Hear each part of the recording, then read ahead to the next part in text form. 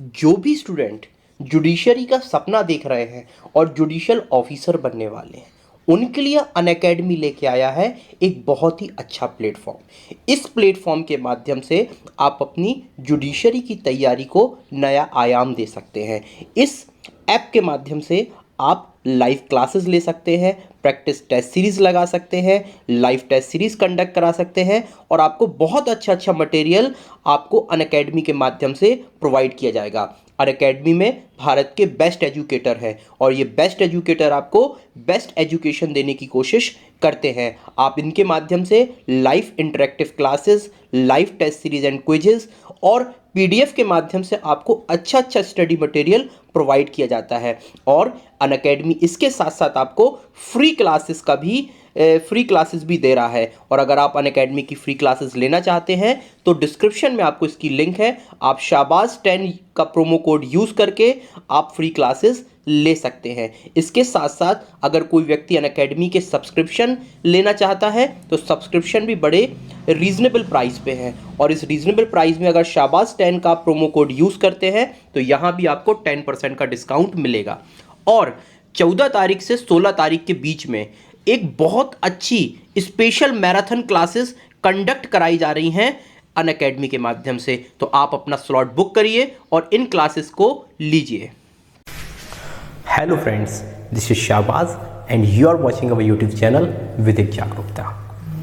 एक comment box पे comment आया था, मैंने सोचा उस पर वीडियो बना देता हूँ। बहुत ही एक छोटा सा क्वेश्चन था तो मैंने सोचा कि उस पर वीडियो बनानी चाहिए और शायद बहुत ज़्यादा वीडियो यूट्यूब में उस टॉपिक पे नहीं है।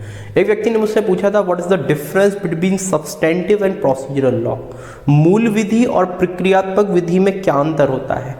तो चलिए इस वीडियो के माध्यम से अपन बात करते हैं what do mean by substantive law.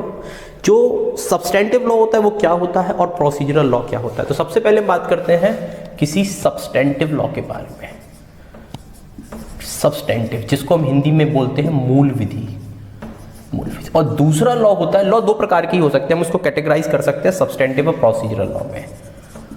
Procedural law में तो इसको बोलते हैं प्रक्रियात्मक विधि। प्रक्रिया विधि दो प्रकार के लॉ हो गए भैया, एक सब्सटेंटिव लॉ हो गया जिसको हमने मूल विधि बोल दिया, दूसरा लॉ प्रोसीजर लॉ हो गया जिसको प्रक्रियात्मक विधि। सबसे पहले बात करते हैं सब्सटेंटिव लॉ। सब्सटेंटिव लॉ क्या होता है? सब्सटेंटिव लॉ एक ऐसा लॉ होता है जो किसी व्यक्ति के राइट और लाइबिलिटीज को डिफाइन करता है।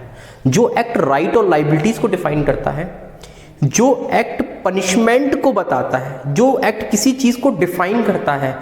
तो कोई भी एक्ट जो चीजों को डिफाइन कर रहा है, चीजों के बारे में पनिशमेंट बता रहा है, व्यक्ति की राइट और लाइबिलिटीज को डिफाइन कर रहा है, राइट और लाइबिलिटीज को बता रहा है, तो ऐसा लॉ को हम क्या कह सकते हैं? Substantive law. तो जैसे हम बात करें इसके एग्जाम्पल के लिए तो आईपीसी एक सब्सटेंटिव लॉ है। आईपीसी चीज़ों को डिफाइन करता है, व्हाट इज ऑफेंस, ऑफेंस के संबंध में किसकी क्या रिस्पॉन्सिबिलिटी बनती है, और सबसे बड़ी बात पनिशमेंट की बात करता है। कॉन्ट्रैक्ट की बात करें, कॉन्ट्रैक्ट कैसा लॉ है? जो कॉन्ट्रैक्ट लॉ है ये आपका कैसा लॉ है? सब्सटेंटिव लॉ है। ये चीज़ों में, ये कॉन्ट्रैक्ट के संबंध में व्यक्ति की राइट और लाइबिलिटीज को बताता है, राइट और लाइबिलिटीज को डिफाइन करता है। तो हम कह सकते हैं कोई भी एक्ट जो व्यक्ति की राइट और लाइबिलिटीज को बताता है, राइट और लाइबिलिटीज को डिफाइन करता है, चीज़ों को डिफाइन करता है, पनिशमेंट बताता है, वो लॉ आपका सब्सटेंटिव लॉ होगा। और जो सब्सटेंटिव लॉ होता है उसके एग्जाम्पल आईपीसी हो सकता है, आपका कॉन्ट्रैक्ट हो सकता है, टीपीए हो सकता है और कुछ अन्य इसके एग्जाम्पल हो सकते हैं। और याद रखिएगा जो भी सब्सटेंटिव लॉ होता है इसका जो एनफोर्स अगर इसे किया जाता है ये हमेशा प्रोस्पेक्टिव होता है।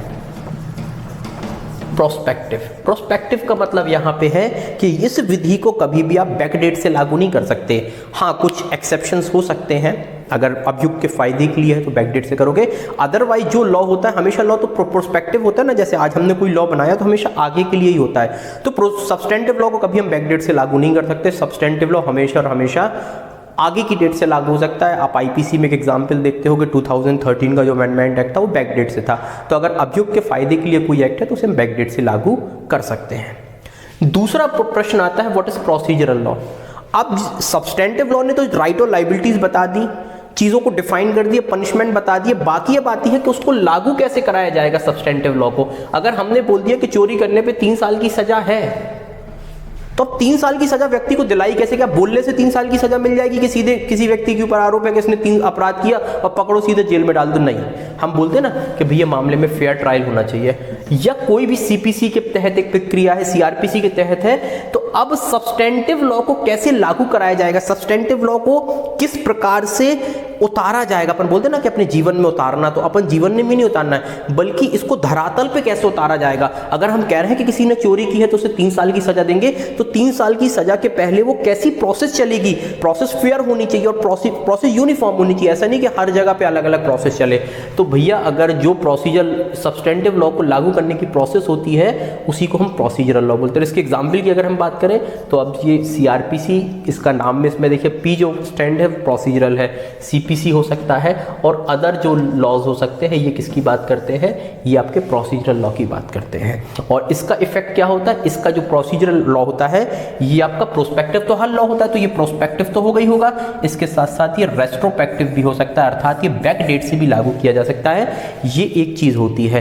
तो ये बेसिक डिफरेंस होता है सब्सटेंटिव और प्रोसीजरल लॉ में। अगर आपको भी किसी टॉपिक पे इसी प्रकार की क्या चाहिए है, डिफरेंसेस चाहिए है या कोई टॉपिक को आप जानना चाहते हैं तो आप हमें कमेंट बॉक्स पे कमेंट करिए। और दूसरी बात, हमारे हम एमपी सिविल जज मेंस की टेस्ट सीरीज चालू हो चुकी है और बहुत ही जल्द एमपी सिविल जज जो प्रीलिम्स हुए तो उसका रिजल्ट आने वाला है।